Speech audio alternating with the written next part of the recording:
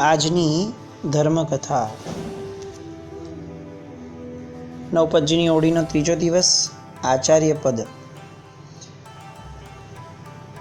વર્ધમાન સ્વામી ભગવાન પછીથી ઇન્દ્રબુદ્ધિ ગૌતમ અને ત્યારબાદ સુધર્મા સ્વામી ભગવાનની પરંપરામાં થયેલા અનેક આચાર્ય ભગવંતો આ પાઠ પરંપરાથી આપણને ધર્મ પહોંચાડતા ગયા.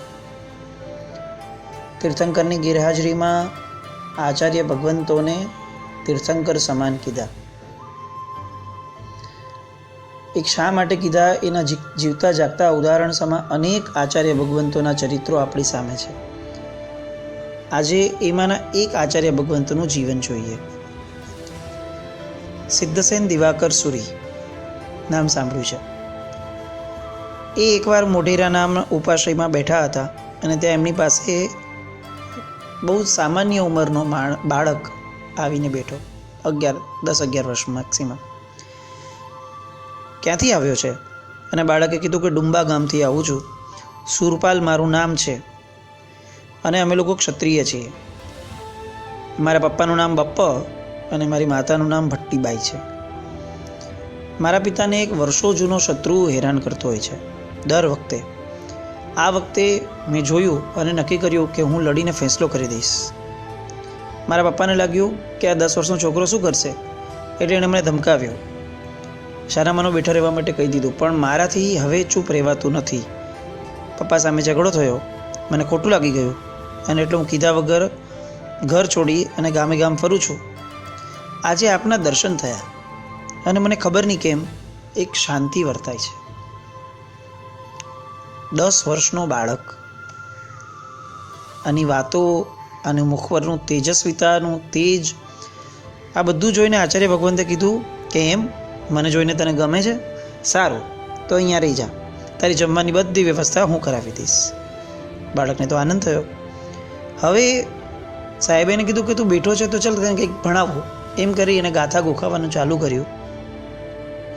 આપણી બધાની બુદ્ધિ ભેર મારી જાય એવી આ ઘટના. સાવ નવો સવો બાળક કે જેને કદાચ સંસ્કૃત તો શું કયું ભાષાકીય જ્ઞાન હશે એ પણ પ્રશ્ન છે. એ બાળક સિદ્ધસેન દિવાકર સુરી મહારાજ સાહેબની નિશ્રામાં રહી રોજની 1000 નવી ગાથાઓ અને શ્લોક કંઠસ્થ કરવા લાગ્યો. રોજના 1000 શ્લોક. બુદ્ધિ સાથે બાળક નમ્ર પણ હતો. એટલે આચાર્યશ્રીએ એ ડુંબા ગામથી એના માતા પિતાને બોલાવ્યા કે જો આ બાળક દીક્ષા લેશે ને તો બહુ મોટું નામ કાઢશે, તમારા કુળને બહુ ઉજવાડશે.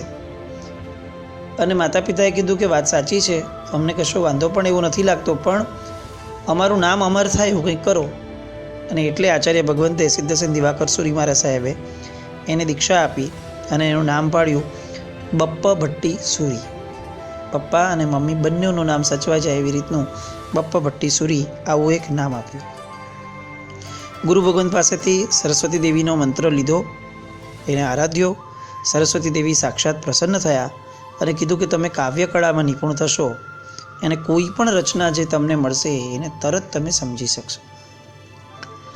આ મુનિ હવે સંયમ સાધના અને જ્ઞાનની ઉપાસનામાં સાવધ થયા. એકવાર એક ઉપાશ્રયમાં બેસી અને એવો કાવ્યની પ્રશસ્તિઓ બધી રચતા હશે એવામાં ગ્વાલિયર, એ સમયનું ગોપકીરી નામ હતું આજનું ગ્વાલિયર, એના રાજા યશોવર્મનો પુત્ર આમકુમાર એ ઘરેથી રિસાઈને આવી ગયો. મુનિની બાજુમાં બેઠો અને મુનિની પ્રશસ્તિઓ વાંચવા લાગ્યો. એ પણ સંસ્કૃતનો ને બધો જાણકાર હતો એટલે એને તો બહુ મજા આવી ગઈ. સાહિત્યનો રસ જેને છે એને દુનિયાનો કોઈ પણ ખૂણો આનંદમય છે. વાંચનનો શોખ જેને છે એને દુનિયાનું કોઈ પણ લોકડાઉન એ આશીર્વાદ સમાન છે. આ આમકુમારે બેસી અને બપ્પ ભટ્ટી વિજયજી મહારાજ સાહેબની સાથે ગોઠડી જમાવી અને સાહિત્યના જાણે ખાં હોય એવી રીતે બંને જણા વાતો કરવા લાગ્યા. ગુરુ મહારાજે નામ પૂછ્યું કે તારું નામ શું છે? તો એણે મોઢેથી નામ ન કહ્યું, ખડીથી લખીને બતાવ્યું. એટલે આચાર્ય દેવને પણ એવું લાગ્યું કે આ પણ બહુ જબરદસ્ત શ્રાવક છે અને સાહિત્યનો આરાધક સાધક છે. એટલે બંનેઓને સાથે ભણાવવાનું શરૂ કર્યું. ઘણા વખત સુધી બંનેઓ સાથે રહ્યા. એ પછીથી આમના પિતાજીને લેવા માટે આવ્યા ત્યારે આમ કુમારે કીધું કે જ્યારે હું રાજા બનું ને ત્યારે તમે મારી પાસે ચોક્કસ પધારજો. આવું કહી અને ત્યાંથી રવાના થયો. યુવરાજ બન્યો, રાજા બન્યો અને હવે એણે આમંત્રણ આપ્યું અને આ બપ્પટ વિજયજી એ ત્યાં ગયા. સિદ્ધસેન વિજયજીની આજ્ઞાથી એ ત્યાં ગયા, સાથે સાહેબ પણ હતા. હવે એમણે બપ્પટ વિજયજીને કીધું કે આપ આ રાજ્ય સિંહાસન પર બેસો. અને ત્યારે બપ્પટ વિજયજી ના પાડે છે કે ના ના, અમારાથી કેવી રીતે બેસાય. અને ત્યારે આમ કુમારને એવું લાગ્યું, આમ રાજાને, કે જો આમને આચાર્ય પદવી મળી જાય તો એમનું ગૌરવ કેટલું વધી જાય. અને ત્યારે આવી રીતે વિનંતી થાય છે અને સૂર્ય ભગવાનને વિનંતી કરી અને સિદ્ધસેન સૂરી મહારાજને અને આચાર્ય પદવી અપાવાય છે. એ પછીથી સૌથી પહેલો ઉપદેશ આચાર્ય પદવી માટેનું થયું. એમાં સૌથી પહેલો ઉપદેશ એમણે આપ્યો કે 100 હાથ ઊંચો મહાવીર સ્વામી ભગવાનનો એક મહાપ્રસાદ બનાવો. અને એમને બનાવડાવ્યો અને એની પ્રતિષ્ઠાનો અપૂર્વ લાભ પણ આમ રાજાએ લીધો. રોજ બંને જણા બેસતા. ધર્મ, નીતિ, રસ, અલંકાર, છંદ, જ્યોતિષ, વ્યાકરણ, કાવ્ય, કોશ, જેટલી પણ વસ્તુઓ સાહિત્યની અંદર આવે એ બધી વસ્તુઓના જબરદસ્ત વિનિમય થતા, ચર્ચા વિચારણા થતી, વાર્તા વિનોદ થતા અને જ્ઞાનનું આદાન પ્રદાન થતું. અને અતિ અતિ અતિ આનંદમાં આ દિવસો આમના જતા. જે સાહિત્યનો રસિયો છે એની માટે આનંદ બહુ જ સુલભ છે અને બહુ જ સસ્તો છે. કારણ કે એને કોઈ મોંઘી વસ્તુઓ લઈ અને પોતાનું સ્ટેટસ વધારી અથવા લોકોને દેખાડીને આનંદ પામવાનો નથી હોતો. એને અંદરના જ્ઞાનને અજવાળી, અંદરના જ્ઞાનને ઉદ્દીપ્ત કરી અને આનંદ મેળવવાનો હોય છે. એટલે સૌથી શ્રેષ્ઠતમ શોખમાંનો એક શોખ કયો કે જેને વાંચનનો શોખ છે, એ આ વિશ્વના અતિ આનંદમય અવસ્થામાં જીવતા લોકોમાંનો એક છે. એક દિવસ મધ્યાહ્ને રાણીવાસની અંદર રાજા અચાનક બપોરના સમયે ગયા અને રાણીનું મુખ એકદમ લજ્જાસ્પદ થઈ ગયું. અને એટલે એને ગુસ્સો આવ્યો, પણ ત્યારે કંઈ બોલ્યા નહીં. એવામાં જ બપ્પીભટ્ટ સૂરી મહારાજ પધાર્યા. એટલે એને તરત જ સાહિત્યના ઓલામાં કીધું કે હજી પણ આ કમલમુખી પોતાના પ્રમાદથી ખેદ પામે છે. આવું એક શ્લોક એમણે બોલ્યો ગુસ્સામાં. અને તરત જ રાજા બપ્પાભટ્ટ સૂરીએ એનો જવાબ આપ્યો, કારણ કે સરસ્વતી દેવીની એમની પર કૃપા છે કે તમે જે રેફરન્સથી બોલો છો એ રેફરન્સ સમજવાનું એ આમનામાં ગજબની શક્તિ હતી. આ શક્તિ જોઈ અને રાજા પણ આશ્ચર્ય પામ્યો. એ પછી ફરી એકવાર એવું થયું કે રાણી કેમ આટલું ધીરે ધીરે ચાલે છે અને ચાલતી વખતે મોઢું કેમ બગાડે છે. આવો એક શ્લોક બોલ્યા. અને બપ્પાભટ્ટ સૂરીએ તરત એનો જવાબ આપ્યો કે ભાઈ આ રીતે રાણીને આ તકલીફ છે એટલે થાય છે. અને અહીંયા આમ રાજાના મનમાં અત્યાર સુધી જે શ્રદ્ધા હતી એ શ્રદ્ધામાં નાનકડો અમથો એક વ્યાઘાત આવ્યો. એમણે વિચાર્યું કે આ મહારાજ સાહેબને આવી રીતે મારા રાણીના અંગો વિશે કેવી રીતે ખબર પડે. આ ભાવ ફક્ત મનમાં થયો, પણ બપ્પાભટ્ટ સૂરી મહારાજ સાહેબ એ આમ રાજાના મોઢા પરની રેખા પરથી કળી ગયા અને એમને ખ્યાલ આવી ગયો કે એના મનમાં શું ચાલે છે. એટલે તરત જ એ જ દિવસે રાત્રે એના દરવાજા ઉપર લખીને ગયા કે હે રાજા, અમે જઈએ છીએ, અમારું શું થશે એની ચિંતા તું કરતો નહીં, કારણ કે અમારું સન્માન ફક્ત તારી પાસે છે એવું નથી હતું. અમે જ્યાં જશું ત્યાં અમારું બહુમાન થવાનું છે, કારણ કે આ બહુમાન અમારું નહીં, અમારા ચારિત્રનું છે. તારું કલ્યાણ થાવ. આવો એક શ્લોક લખીને એ બીજે કોઈ દેશમાં રવાના થઈ ગયા. હવે ત્યાંથી વિહાર કરીને ગૌડ દેશમાં આવ્યા. ત્યાંના રાજાએ પણ એમનો ખૂબ સત્કાર કર્યો અને બધી વાતો સાંભળી. એટલે એમને કીધું કે જ્યાં સુધી આ આમ રાજા તમને જાતે બોલાવવા ન આવે ત્યાં સુધી તમારે અહીંયાથી જવું નહીં. આવું કહેવા પાછળ રાજાનો આશય એ હતો, કારણ કે આમ રાજા અને આ ગૌડ દેશનો રાજા આ બંને પ્રખર દુશ્મનો હતા. અને એ દુશ્મનાવટ એવી જબરદસ્ત હતી કે આમ રાજા ક્યારે એના દ્વારા હણાતો નહોતો, તો એને એક લાગ મળી ગયો કે જો આવું કંઈક કરી લઉં તો આમ રાજા પણ હણાય ને મારું કામ થઈ જાય, જો એ અહીંયા સભામાં આવે તો. આ બાજુ વિહારના સમાચાર જાણ્યા. આમ રાજા ખૂબ વ્યથિત થયો અને એમાં પણ ઉપાશ્રય પર લખેલો શ્લોક વાંચ્યો અને એને તો ઓર તકલીફ થઈ અને એને બહુ જ દુઃખ થયું. અને આ પશ્ચાતાપમાં એ હવે પોતાની રીતે આમ તેમ ભટકવાનું શરૂ કરે છે. એમાં એકવાર એ જંગલમાં જાય છે.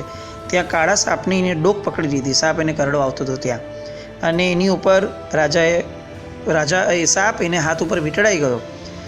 રાજાએ હાથ ઉપર વસ્ત્ર લઈ અને સાપ સોંપી દીધો. પણ રાજ્યસભામાં આવીને એને બધાને પૂછ્યું એક શ્લોક કીધો, શસ્ત્રમ શાસ્ત્રમ કૃષિર્વિદ્યા દ્વંદ્યદા યો યેન જીવતી. શસ્ત્ર, શાસ્ત્ર, ખેતી, વિદ્યા કે અન્ય જીવિકાનો ઉપાય કેવી રીતે કરવો જોઈએ કે જેથી માણસ સુખેથી જીવે? આવો એક પ્રશ્ન એને શ્લોક દ્વારા મૂક્યો. બધા પોતપોતાની રીતે જવાબ આપે છે, પણ રાજાને સેટિસ્ફેક્શન થતું નથી. અને તરત જ એક માણસને વિચાર આવ્યો કે જવાબ લેવા ચાલો હું ગૌડ દેશ જઈ આવું. અને ગૌડ દેશથી એ બપ્પા ભટ્ટસુરી મહારાજ સાહેબ પાસેથી જવાબ લઈ આવે છે. અને જવાબ આવીને જણાવે છે કે કાળા સર્પના મુખને જેમ સાવધાનીપૂર્વક ગ્રહણ કર્યું એવી રીતે શસ્ત્ર, શાસ્ત્ર આદિ કળાઓને સાવધાનીપૂર્વક શીખવું જોઈએ. આ શ્લોક જેવો સાંભળ્યો એટલે આમ રાજાને તરત થયું કે આ સામાન્ય માણસ આવો જવાબ ના આપી શકે. ઓલાને ધમકાવ્યો એટલે એને તરત કીધું કે હું તો બપ્પા ભટ્ટસુરી મહારાજ સાહેબ પાસેથી લઈ આવ્યો છું. અને હવે આમ રાજાને રિયલાઇઝ થયું કે જો હું અહીંયા બેઠો છું, જે ઘટનાની જાણ ફક્ત મને છે જંગલમાં થયો, એની જાણ પણ જો સૂરી મહારાજને ત્યાં બેઠા બેઠા થઈ શકે તો એનો અર્થ એ થયો કે સૂરીજીના ચારિત્રમાં કોઈ કરતાં કોઈ વિકલ્પ કરવા જેવો નહોતો. એમના જ્ઞાનની આ વિશાળતા છે. અને હવે એનો પશ્ચાતાપ અતિશય પરાકાષ્ઠાએ પહોંચ્યો. અને એટલે તરત જ એ બપ્પા ભટ્ટસુરી મહારાજ સાહેબને ત્યાં વિનંતી કરવા માટે જાય છે. એ પેલા દરબારને મોકલે છે એના દૂતને, અને દૂતને જણાવે છે મહાત્મા કે એમને કહ્યું કે જાતે આવશે તો જ અમે અહીંયાથી એને કરશું. હવે જાતે જવામાં જોખમ બહુ હતું, પણ આ ગુરુને લેવા તો જવું જ છે. એટલે તરત જ એ કપડાં બદલી, વેશ બદલી અને ઊંટ ઉપર બેસીને જાય છે. અને એક દૂત તરીકે ત્યાં પહોંચ્યા. સૂરીજીએ તરત જોઈ લીધું. હવે એમનામાં ચાલાકી પણ છે. શ્રી આચાર્ય ભગવંતોની આ એક ગજબના પોતાની શક્તિ હોય છે, ગીતાર્થતા છે કે દરેક પરિસ્થિતિ અનુસાર એમનામાં બદલાવો લાવી શકે. એટલે તરત જ એમણે પૂછ્યું, પધારો, આમ આવો. શબ્દ જુઓ, પધારો આમ આવો. આવું બોલવાની જગ્યાએ એમણે કીધું કે પધારો આમ આવો. એટલે સામાન્ય પણ ઓલા રાજાને થયું કે આ તો કોઈને બોલાવતા હશે દૂતને, એટલે એણે આમ આવું કીધું હશે. એ પછીથી એણે દૂતના મુખમાં બીજોરા રાખ્યા હતા. એટલે બપ્પા ભટ્ટસુરી મહારાજ સાહેબ બોલ્યા કે તારા હાથમાં શું છે? હવે આમ પણ પોતે સાહિત્યનો રસિયો છે, એટલે એણે કીધું કે બીજો રા. એટલે બપ્પા ભટ્ટસુરી સમજી ગયા કે હું તો બીજો રાજા છું, પણ ઓલાને એવું લાગ્યું કે બીજો રા છે. હવે દૂતે ધર્મરાજા એટલે કે ગૌડ દેશના રાજાના હાથમાં એક લેખ આપ્યો. એમાં સૂરીજીને ગોપગીરી આવવા માટે આમંત્રણ હતું અને એની ઉપર થોડા તુવેરના પાંદડા પણ છીટકાડેલા હતા. એટલે ધર્મરાજાએ પૂછ્યું કે આ શું છે? એટલે દૂતના વેશમાં આવેલા આમ રાજાએ કીધું કે આ અરિપત્ર છે. અરિના બે અર્થ થાય, એક શત્રુનો પત્ર અને બીજું તુવેરના દાણાનો પત્ર. હજી પણ ધર્મરાજા કંઈ સમજ્યા નહીં, પણ આવી રીતે પત્ર આપી અને એ રવાના થઈ ગયા. બપ્પા ભટ્ટસુરી મહારાજ સાહેબે માથું ધૂણાવ્યું હકારમાં, અને આમ રાજા ત્યાંથી નર્તકીના ઘરે રાત રોકાઈ એને સોનાનું કડું આપી, મહેનતાણું આપી અને એ પોતાના દેશમાં વયા ગયા. બીજે દિવસે સવારે બપ્પા ભટ્ટસુરી મહારાજ સાહેબનો વિહાર. સિદ્ધસેન સુરી મહારાજ સાહેબને રાજા પૂછે છે કે આપણી તો શરત હતી કે આમ રાજા આવે પછી જ જવું, અને ત્યારે એમ જણાવે છે કે જો આમ રાજા આવીને ગયા અને આટલી વસ્તુઓમાં તને ખ્યાલ ન આવે એ રીતે આવી રીતે એ આમંત્રણ આપીને ગયા. નર્તકી સોનાનું કડું લાવીને આપી ગઈ એટલે ખબર પડી કે યસ, આ વાત તો એકદમ સાચી છે. અને આવી રીતે બપ્પા ભટ્ટસુરી મહારાજ સાહેબ આમ રાજાને ત્યાં પહોંચ્યા. ફરીથી એ જ વાતો ચાલવા લાગી. એમાં અચાનક નર્તકી, એક નવી નર્તકી આવી અને એણે રાજ્યસભામાં નૃત્ય કર્યું. આમ રાજા એની પર મોહિત થઈ અને 3 દિવસ પછી એને મળવા માટે કીધું. બપ્પા ભટ્ટસુરી મહારાજ સાહેબ પાસે આ સમાચાર આવ્યા. પોતાના આશ્રિતનું ધ્યાન, એના મન વચન કાયાનું ધ્યાન અને એના ભાવપ્રાણનું પણ ધ્યાન રાખવું એ દરેક આચાર્યનો જે ધર્મ છે એ ધર્મ અનુસાર એમને હવે ચિંતા થઈ કે જો આવું કરશે તો એ તો કેટલું હીન કૃત્ય ગણાશે. એટલે બપ્પા ભટ્ટસુરી મહારાજ સાહેબ રાજા જે દરવાજામાંથી બહાર નીકળવાનો હતો એ દરવાજા ઉપર જઈને રાત્રે શ્લોક લખી આવે છે, જેનો અર્થ એવો થતો હતો કે હે પાણી, શીતળતા એ તારો ગુણ છે, સ્વભાવથી જ તારામાં સ્વચ્છતા રહેલી છે, તારી પવિત્રતાની તો શું વાત કરવી, અપવિત્ર પણ તારાથી પવિત્ર થઈ જાય છે, તું પ્રાણી માત્રનું જીવન છે, આથી વધીને હવે તારી પ્રશંસા શું કરું? છતાં પણ જો હવે તારે નીચા માર્ગે જવું જ છે તો હે જળ, તને કોણ રોકી શકશે? એની પછી બીજું એક કાર્ય લખ્યું કે જે કાર્ય કરવાથી શરમાવું પડે અને કુળને કલંક લાગે એવા આ કાર્યને કુળવાન ગળે પ્રાણ આવી જાય તો પણ ન કરે અને ન જ કરે. આવા 2 સંસ્કૃતના શ્લોક લખ્યા જેને ફક્ત રાજા કરી શક્યા. જેવું રાજાએ જોયું તરત પોતાની પર ધિક્કાર થયો કે હું કેટલું નીચ કાર્ય કરવા જઈ રહ્યો હતો. અને એના કારણે પોતાને સખત પશ્ચાતાપ થયો.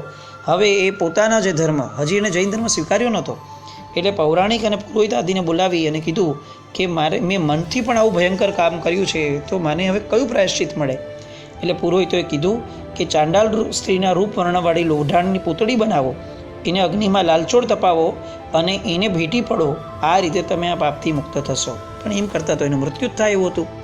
પણ ત્યાં જ બપ્પા પટ્ટસુરી મહારાજ સાહેબ ગયા અને એમણે સમજાવ્યું કે હે ભોળા રાજા, તમે તો માત્ર સંકલ્પથી પાપ કર્યું છે, ખરેખર તનથી તે સમાગમ કર્યો જ નથી. તો પછી આવા પાપો તો પ્રાયશ્ચિતથી ધોવાઈ જાય. તું શા માટે આવી રીતે બળીને મરે છે? જીનેન્દ્ર દેવનો ધર્મ લાંબા કાળ સુધી કર અને આત્માના કલ્યાણ માર્ગે લઈ જા. આ રીતે બપ્પા પટ્ટસુરી મહારાજ સાહેબ એને શાંત કરે છે, પ્રાયશ્ચિત આપે છે, ધર્મ ધ્યાનમાં જોડે છે. ત્યારે બપ્પા પટ્ટસુરી મહારાજ સાહેબને પૂછે કે હું ગયા ભવમાં કોણ હતો? બપ્પા પટ્ટસુરી મહારાજ સાહેબે સરસ્વતી દેવીને આરાધ્યા, રાત્રે પૂછ્યું અને એમને જવાબ આપ્યો કે તું એકાંતરે ઉપવાસ કરતો એક તાપસ હતો અને ત્યાંથી તું અવસાન પામી અને અહીં રાજકોટમાં અવતર્યો છે. હજી પણ એ વૃક્ષની નીચે તારી જટા પડી છે. આવું કીધું. આમ રાજાએ ત્યાં દૂતને મોકલ્યા, જટા લીધી, અતિશય શ્રદ્ધા દ્રઢ થઈ અને ત્યારબાદ તો જૈન ધર્મમાં એટલા સ્થિર થયા કે એણે મોટા મોટા ઠાઠમાઠથી સિદ્ધગીરીથી ગિરનારનો આદિ એણે ઘણા બધા સંઘો કાઢ્યા, નવકાર મંત્રની આરાધના કરી અને જૈન શાસનની જબરદસ્ત શાસન પ્રભાવના કરી. આ બધી પ્રભાવનાઓની પાછળ બપ્પા પટ્ટસુરી મહારાજ સાહેબનું પોતાનું એક જે જબરદસ્ત જીવદળ, પોતાની એક ગીતાર્થતા અને પોતાના જ્ઞાનનો જે ધોધ હતો એ વહ્યો. આવા અનેક આચાર્ય ભગવંતો આજે પણ બિરાજમાન છે. આવા તમામ આચાર્ય ભગવંતો પૂર્વકાળમાં થયા, અનંત કાળમાં થયા, અનંતકાળ સુધી આ પૃથ્વી તળને પાવન કરશે. મહાવિદ્ય ક્ષેત્ર આદિ ક્ષેત્રોમાં પણ જે વિચરી રહ્યા છે એ તમામ આચાર્ય ભગવંતોને અને એમની ગીતાર્થતાને વંદન કરી નમો સૂરી રાજા સદા તત્વ તાજા એ ગુણને સદા આપણે જીવનભર બહુમાન આદરીએ, એમના માટે બહુમાન પ્રગટાવીએ અને તીર્થંકરની ગેરહાજરીમાં મળેલા આપણને આ ભાવ તીર્થંકરો સમાજ સૂરી ભગવંતોને આપણે વંદના કરીએ.